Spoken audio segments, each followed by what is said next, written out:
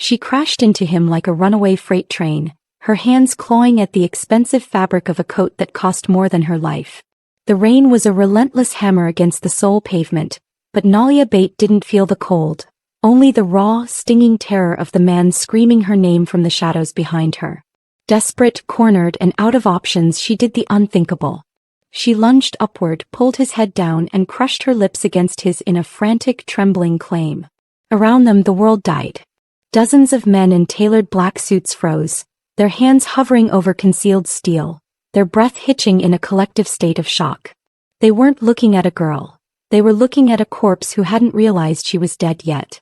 Because the man she had just used as a human shield was Choi Ji-An, the lethal architect of the city's most violent syndicate. Ji-An was a man of iron and silence, a monk of the underworld who had refused the contact of a woman for 15 long years. To him, touch was a vulnerability, a crack in the armor that invited a blade. Not a handshake, not a brush of skin, not even a whisper of affection had crossed his threshold since he was a boy. They called him the Celibate King, a man so distant he seemed carved from obsidian rather than bone. The last person who had dared to even lay a finger on his sleeve was found in a ditch with every bone in his hand shattered to dust. But this woman, this American waitress who knew nothing of his legend and even less of his mercy, had just shattered his life's work in a single rain-soaked moment. The most terrifying part? He didn't strike her down. He didn't move. He stood like a stone monument in the downpour, his eyes locked onto hers with a dark, terrifying intensity that seemed to peel back her very soul. When she finally pulled back, gasping for air and realized the monster she had just kissed, he didn't call for his executioners.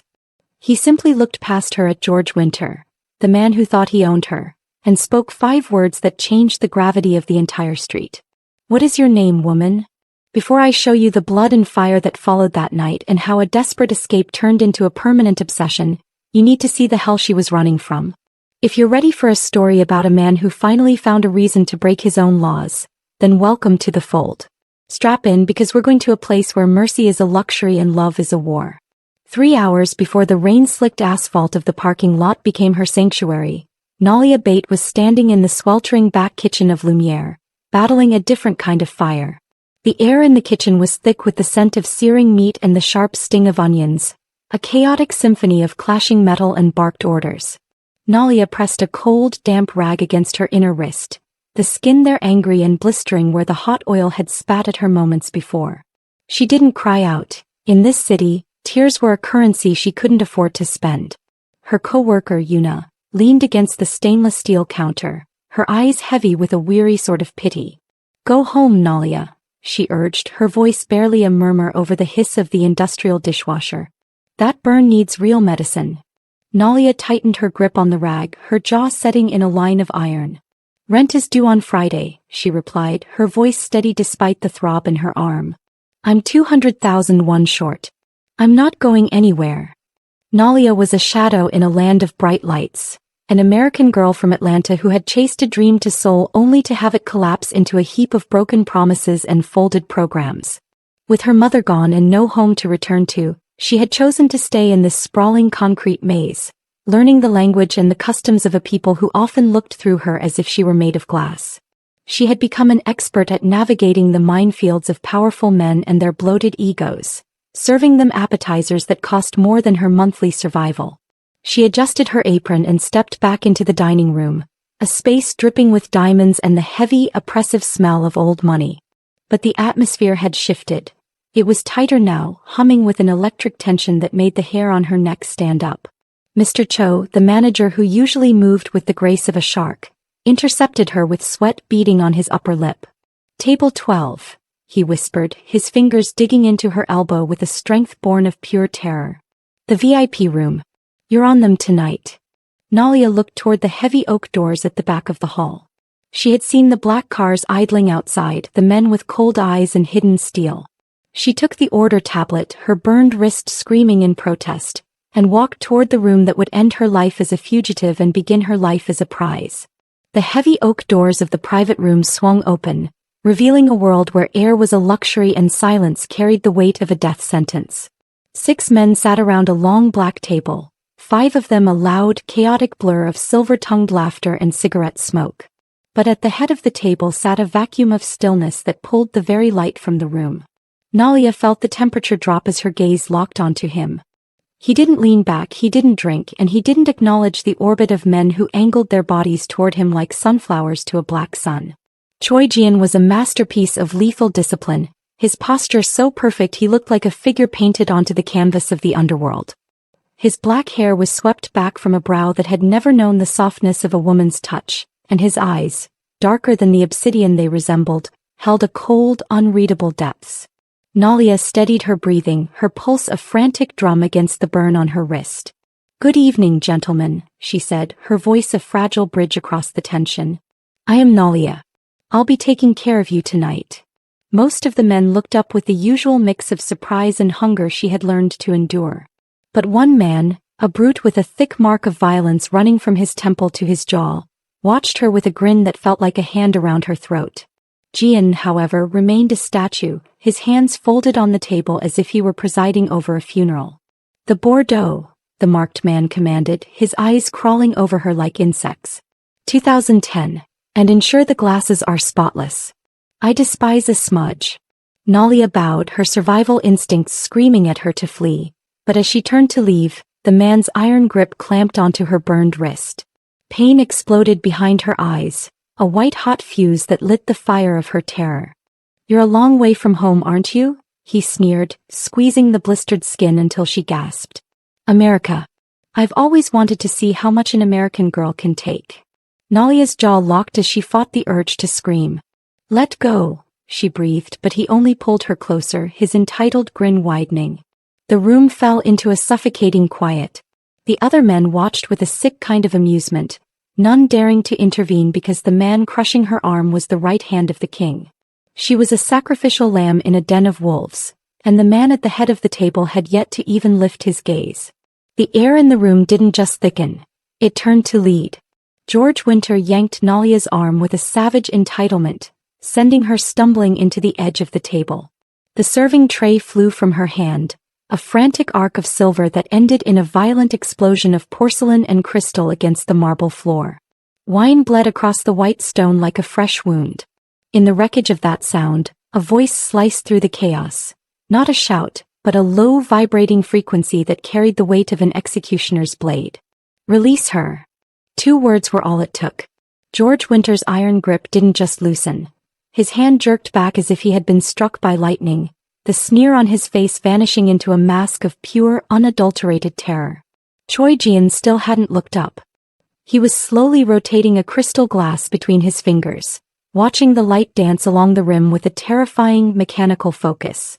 "She is staff," Ji-An said, his voice flat and cold as a winter grave. "Not entertainment. If you cannot discern the difference, George Winter, I will take your hand at the wrist so you never fail to remember. Not if you understand." George Winter's head moved in a frantic, desperate blur of agreement. The room returned to its suffocating stillness. Nalia stood amidst the broken glass, her heart hammering against her ribs with such force she thought her chest might give way. She looked at the man at the head of the table, this silent titan who had just ended her nightmare with a whisper. She dropped to her knees, her hands trembling as she reached for the larger shards. A piece of porcelain sliced deep into her finger, and blood bloomed bright red against the white debris. The sound of a chair scraping against the floor echoed like a gunshot. She looked up and the world tilted. Ji-An was standing. He loomed over her, a mountain of shadow and expensive wool, and those dark obsidian eyes were finally locked onto hers. Not through her but directly at her, as if she were the only living soul in the building. He didn't touch her. He wouldn't. Instead, he reached into his pocket and produced a black silk handkerchief, letting it dangle in the air between them like a bridge over an abyss. "For your hand," he said. Nalia stared at the fabric, then at the men behind him whose faces were etched with a shock that bordered on fear. She took the silk, her fingers careful not to graze his skin, but in that moment she saw a spark in his eyes, a brief, brilliant flash of something human before the ice closed over it once more. The dinner resumed with a heavy mechanical efficiency, but the air remained thick with the scent of ozone and spilled wine. Nalia moved through the room like a shadow, her hands performing the ritual of service while her mind remained trapped in the moment the king had looked at her. She felt the weight of his awareness, a searing heat that prickled the skin at the back of her neck every time she crossed the threshold. By the time the SUVs began to idle in the back lot, she was a hollow shell of exhausted nerves and throbbing pain. She retreated to the rear exit of Lumiere, leaning against the cold brick to let the night air settle the fire in her lungs. That was when the voices drifted around the corner, sharp and ugly. George Winter was there, his pride still bleeding from the public lashing he had received. "She's just a waitress," he spat, his laughter sounding like gravel under a boot. "Some American girl serving plates. Pretty doesn't matter when you're that kind of woman. Boss has standards. He won't dirty his hands with a foreigner who doesn't belong here." The words didn't just hurt, they detonated. Nalia had spent years building a fortress around her heart, armor made of iron and silence. But tonight the walls finally gave way. The fear that had fueled her survival was replaced by a white-hot, righteous fury. She rounded the corner, her heels striking the pavement with the rhythm of a war drum. The parking lot was a sea of black steel and idling engines. George Winter and his men stiffened, their mouths hanging open as she marched past them. She didn't look at them. Her eyes were locked on Choi Ji-An, who stood alone by the lead car, his hands buried in his pockets as he searched the starless sky for something that wasn't there. Nalia didn't hesitate. She didn't calculate the cost. She reached him in a blur of motion, her fingers white-knuckled as she seized the lapels of his 10,000,001 coat. She yanked him down, forcing the untouchable titan into her world, and crashed her mouth against his. The kiss was a collision of rage, loneliness, and pure defiance. It tasted like the years she had spent being invisible, a desperate declaration that she existed, that she was here, and that she would not be dismissed. When she finally let go, stumbling back into the biting wind, the parking lot was a tomb. Every man stood paralyzed, witnessing a moment of absolute sacrilege. Ji-An remained perfectly still, his phantom fingers likely still feeling the pull on his collar, his dark eyes anchored to hers. Then he spoke, his voice a low vibration that seemed to shake the very foundations of the city. "What is your name, woman?" The echo of her own name, whispered in the darkness of that parking lot, haunted Nalia for 3 days like a fever dream she couldn't break. She had retreated to her cramped apartment, clutching the silk handkerchief as if it were a lifeline, waiting for a blow that never came. Instead, she found an envelope of cash under her door. A silent message that she had been found before she even knew she was being hunted. The Tuesday afternoon was gray and heavy with rain when the bell above the cafe door chimed. Nalia was behind the counter, the steam from the espresso machine masking the sudden chill in her blood. He walked in alone. No army of black suits, no idling engines, just a man in a dark coat moving through the humble space with the terrifying grace of a winter storm. He sat at a corner table, pulling a book from his pocket and opening it as if he hadn't just upended the gravity of her entire world.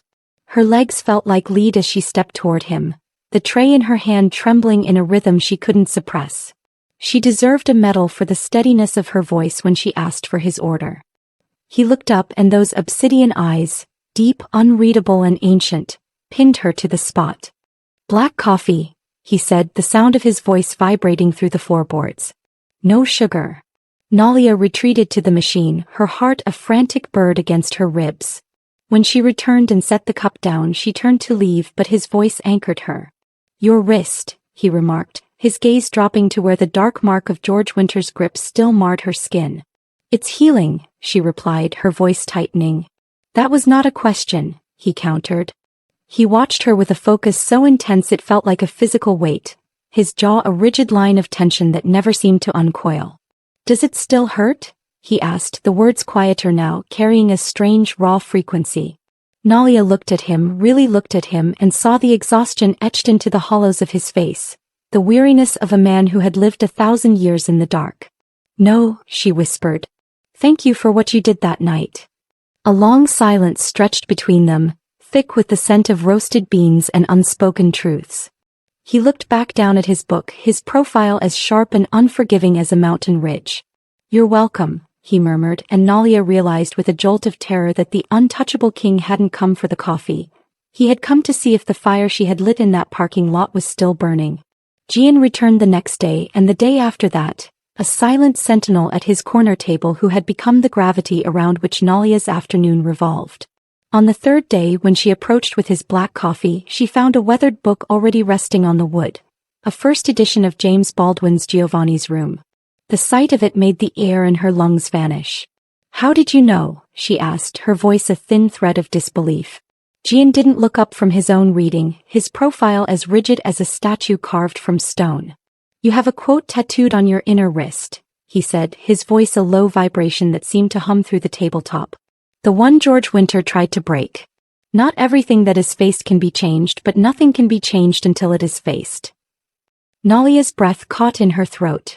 In the absolute chaos of that night, amidst the exploding crystal, the spilling wine, and the raw scent of violence, he hadn't just intervened, he had truly seen her. He had read the map of her soul etched in ink on her skin while the rest of the world saw only a servant. "Is this how a man in your position flirts?" she asked, the question escaping her before her survival instincts could choke it back. Ji-An finally lifted his head, those obsidian eyes meeting hers with a weight that made the floorboards feel unsteady. A shadow of a movement appeared at the corner of his mouth. Not a smile, but the echo of one, a memory of warmth from a man who had lived in a deep freeze for 15 years. "I wouldn't know," he admitted, the honesty in his tone more intimate than a touch. "I've never tried before." Nalia retreated to the counter, her fingers tingling as if they had brushed a live wire, the expensive book held tight against her chest. Over the next few days, the silence between them transformed from a barrier into a sanctuary. She caught him watching her as she laughed with a customer, his book forgotten, his expression one of pure wonder.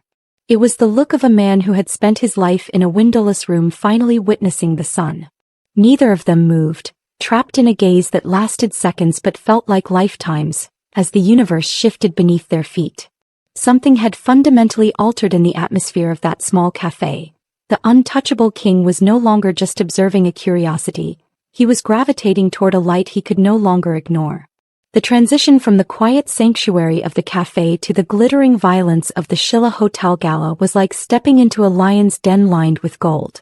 Nalia stood at Ji-An's side, a vision in a black gown that felt more like armor than silk, her locks pinned up with gold pins that caught the light like tiny daggers. Every eye in the ballroom anchored to them, a heavy tide of curiosity and barely veiled malice. She felt the cracks in her own composure, the weight of a world that viewed her as an anomaly, a glitch in their carefully curated reality. They were seated at a table where the air was thin and cold, surrounded by the architects of the city's skyline. A woman across from them, draped in diamonds and a smile that didn't reach her eyes, turned to her husband with a voice loud enough to cut through the orchestral swell. "I wasn't aware the staff were permitted to sit with the guests now," she remarked, her gaze sliding over Nalia with a clinical disdain. "Is this a new charity initiative, or did Choi Ji-An lose his legendary focus in a bet?" The table plunged into a suffocating silence. Nalia felt the words land like physical blows, her jaw tightening as she gripped her hands in her lap, determined not to let them see her bleed. But she felt the shift in the man beside her. A drop in temperature so sudden it felt like the onset of a blizzard. Ji-An set his glass down with a precise, terrifying softness. He turned to the woman, his obsidian eyes burning with a dark, lethal intensity.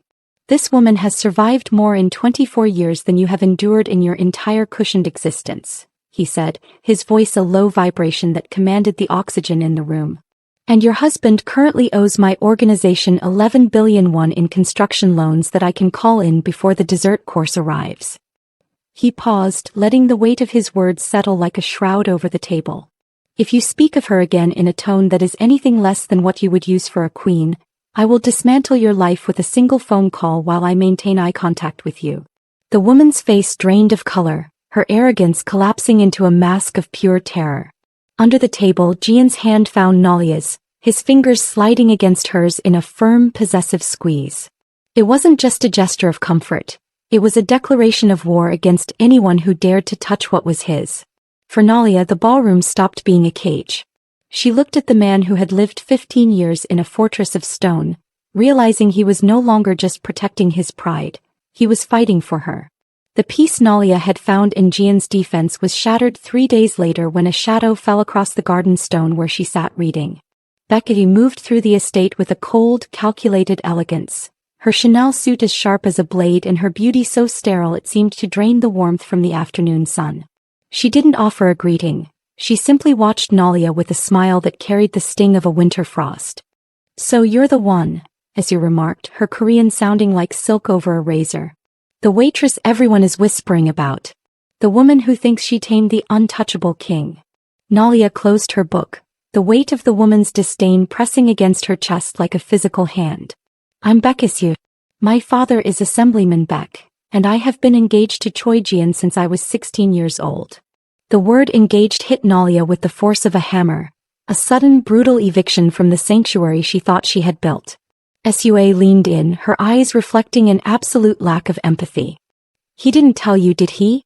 Why would he?" "You are a rebellion, Sophie," a momentary lapse in his iron discipline. "Do you honestly believe a man of his bloodline will build a future with an American servant who has no name and no legacy in this world?" Nalia's fingers gripped the leather of the book until her knuckles turned white, her heart cracking under the weight of a truth she hadn't seen coming. Sua smoothed her skirt with a dismissive finality. "Men like Ji-An enjoy women like you for a season, but they always return to women like me for their destiny.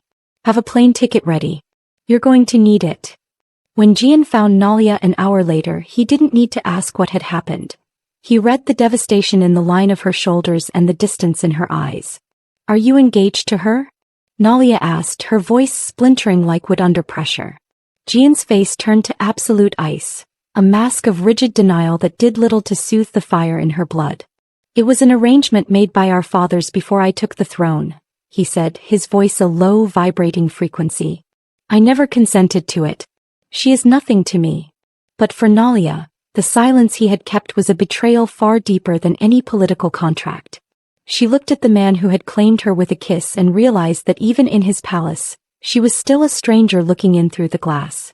The air in the garden had become a suffocating weight, a vacuum where the trust Nalia had dared to build was being sucked away. She stood, her voice cracking like a whip through the stillness, refusing to let him hide behind the walls of his underworld.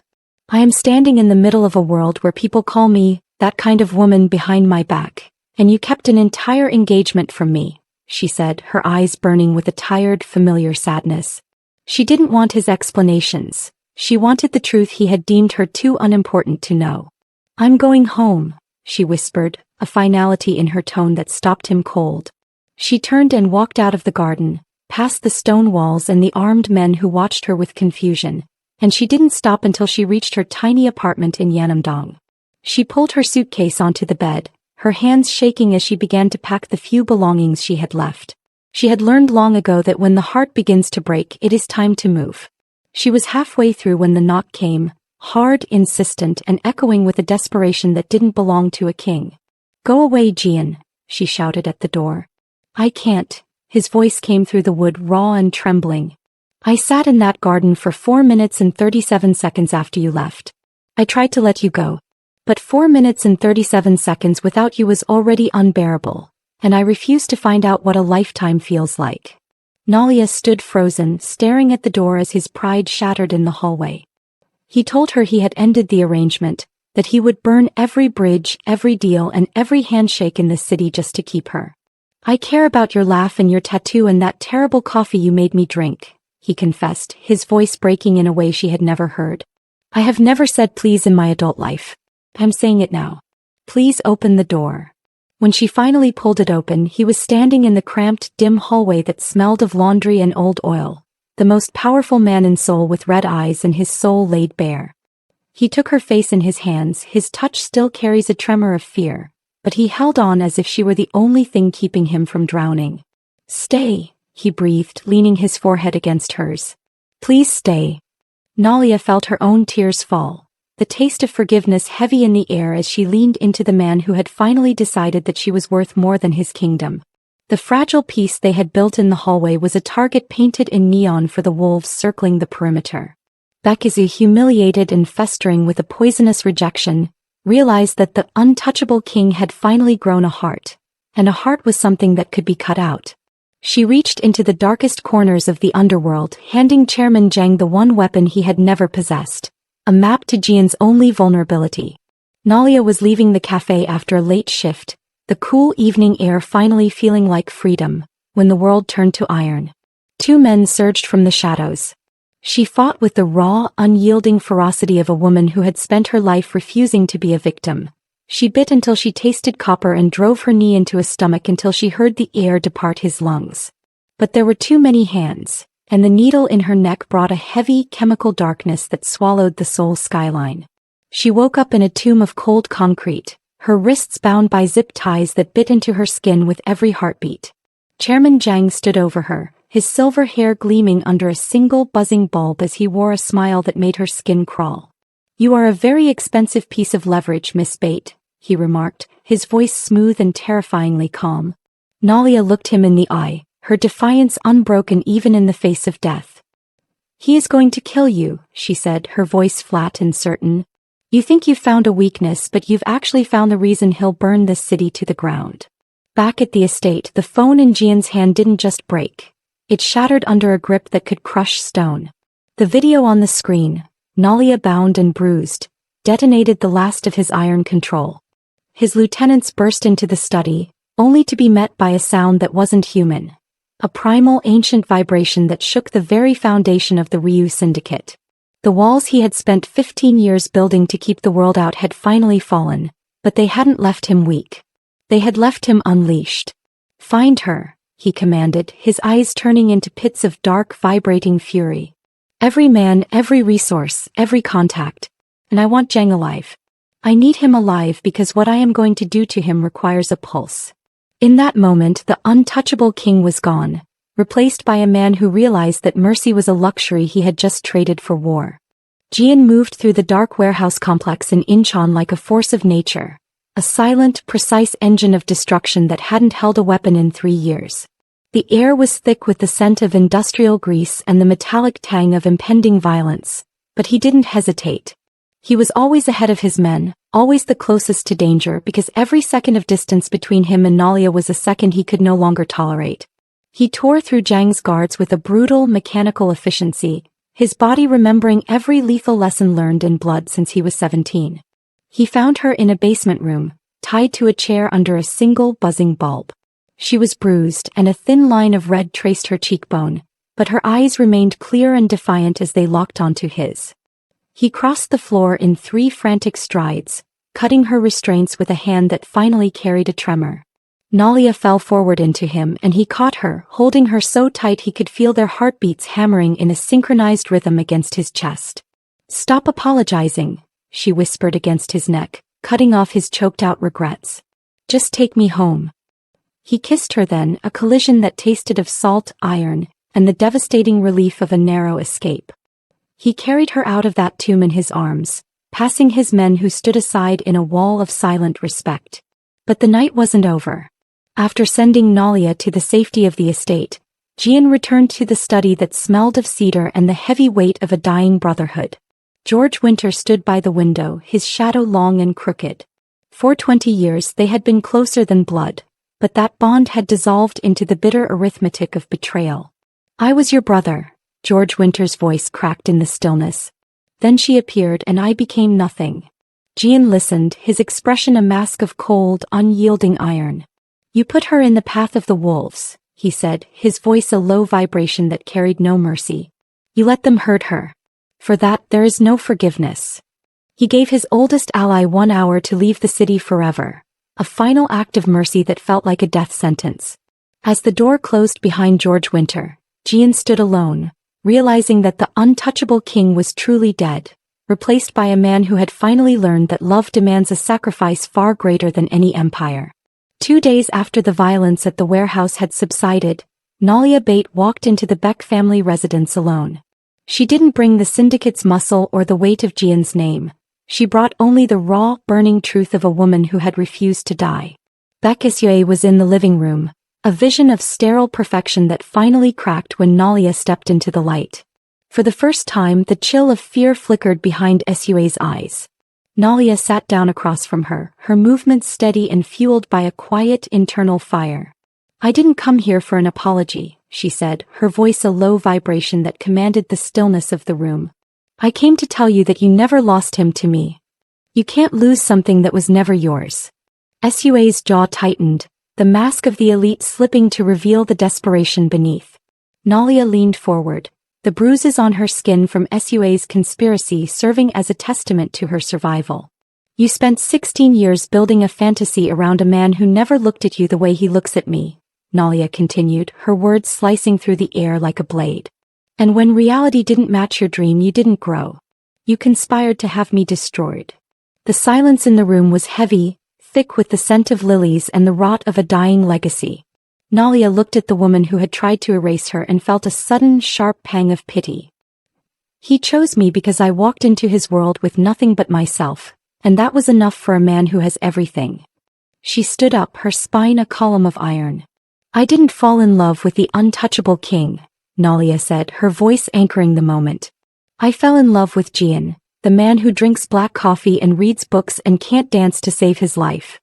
She walked to the door and stopped, turning back to deliver the final blow to the Beck family pride. Don't come near us again. Don't whisper our names. Because next time I won't come alone, and Ji-An is far less forgiving than I am. Nalia walked out into the cool afternoon air, her head high and her heart pounding with the absolute power of a woman who had finally claimed her own destiny. 1 month later, Nalia stood in the quiet sanctuary of the estate bedroom, staring at a woman she barely recognized in the full-length mirror. She was draped in a white hanbok, the fabric hand-embroidered with gold thread that caught the morning light. Her locks were woven with delicate gold pins that Ji-An had commissioned specifically for her, a silent bridge between her African heritage and his Korean traditions. She looked like a queen forged in fire, yet her heart hammered against her ribs as if she were still running through the rain. A knock at the door signaled the arrival of Yuna, whose face was already a mask of joyful, tear-streaked chaos. It's time, she managed to sob, her pink hanbok rustling as she ushered Nalia toward the courtyard. Nalia stepped out under a canopy of white peonies and flickering candlelight. The courtyard was a sea of clashing worlds. Ji-An's men stood in formal black, their faces unreadable, while her friends from the cafe and her language class added a vibrant, noisy warmth to the air. Auntie Chi was there, draped in a stunning Nigerian wrapper, fanning herself and crying loudly, alongside Mama Grace, the elderly woman from Nalia's apartment building who claimed her as an American granddaughter. At the end of the aisle, under an arch of white flowers, stood Choi Ji-An. In his black hanbok with silver embroidery, he looked every inch the king of the underworld, but his eyes told a different story. They were open, terrified, and beautiful, the eyes of a man who had finally stopped fighting the tide. As she reached him, he extended a hand that carried a slight tremor. Even now, touch was a language his body was still mastering, but he held on to her as if she were the only real thing in a world of shadows. The ceremony was a tapestry of their shared journey, with vows spoken in Korean and English and a solemn sharing of wine. When the final words were pronounced, Ji-An took Nalia's face in his hands, the same hands that had built empires and signed death warrants, and kissed her. It wasn't a careful gesture. It was the desperate deep inhale of a man who had been drowning for 15 years and had finally learned how to breathe. The courtyard erupted in a symphony of cheers and Igbo shouts as they stood together, two broken people who had chosen in the face of everything to be whole. 6 months after the gold and white of their wedding settled into a quiet, enduring heat, Nalia stood on the stone balcony of the estate, watching the Seoul skyline pulse like a fallen constellation. The city was a sprawling maze of neon and iron, but it no longer felt like a cage. Her hand rested on the subtle curve of her stomach, a secret she had been carrying through the long, humid weeks of summer. Ji-An moved through the glass doors behind her, his presence a low, steady vibration that finally stilled the air. He didn't stand apart anymore. The man who had lived 15 years in a fortress of isolation had become a man who couldn't stop seeking the anchor of her touch. He wrapped his arms around her waist, resting his chin on the crown of her head as they looked out over his empire. I need to tell you something, Nalia whispered, the words carrying a weight that shifted the gravity of the balcony. She took his large, scarred hand and placed it firmly against her stomach. Ji-An went perfectly still, the same held-breath silence she remembered from the night she had claimed his jaw in the rain. The axis of his world tilted. I'm pregnant, she said, her voice anchoring them to a new reality. Ji-An, we're having a baby. She watched the emotions collide across his face. Shock, a brief flicker of terror, and then a dawn of pure, blinding joy that broke through 13 years of darkness. The The most powerful man in the underworld dropped to his knees, pressing his forehead against her stomach as the iron in his soul finally dissolved into tears. "I will protect you," he breathed into the fabric of her dress. "Both of you. With everything I have, everything I am." Nalia ran her fingers through his hair, laughing through her own tears, realizing that they had built a home not from stone, but from the radical belief that they deserved to be whole. But as the sun dipped below the horizon, a figure watched from the deep shadows of the hallway, unmoving and unseen. George Winter had not left the city. He stood in the darkness, his broad shoulders squared, his gaze fixed on the light of the balcony with a patient, poisonous intent. His lips moved around a single word that carried the scent of cedar and impending regret. "Soon,"